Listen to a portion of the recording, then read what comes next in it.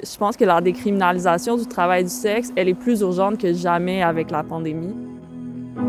Je peux plus aller dans les espaces où comme je pouvais travailler. Ça l'a vraiment affecté mon revenu. La cinquième vague, puis toutes les mesures qui vont avec, ça nous a énormément précarisés. Ouais, on a le droit de la dignité.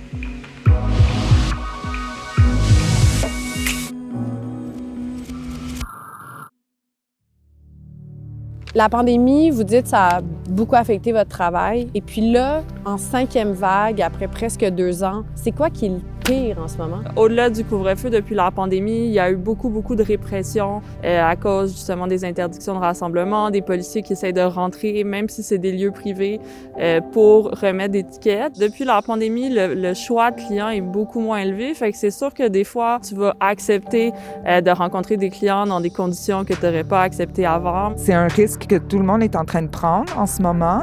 C'est aussi le fait qu'il faut que je paye mon loyer, tu sais. Il y a beaucoup de clients qui veulent pas s'identifier à cause qu'ils sont criminalisés. Mais ça n'impacte pas juste les clients, ça nous impacte nous aussi. Il y a des conditions qui font en sorte que comme ça nous permet pas de pouvoir dire genre ben moi ce client-là je le veux plus. On n'est plus capable, là.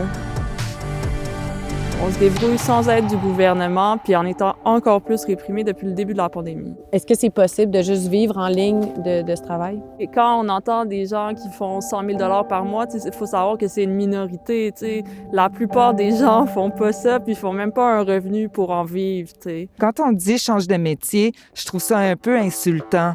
Parce que c'est la personne qui dit ça, elle l'a pas fait, là, cette job-là. Il y a beaucoup de travailleurs du sexe aussi qui aiment leur travail, que ça leur apporte beaucoup de stabilité, que ça leur permet d'avoir un meilleur revenu que si elles allaient travailler au salaire minimum. Parce qu'on peut pas rester avec une mentalité où on est toujours en victime.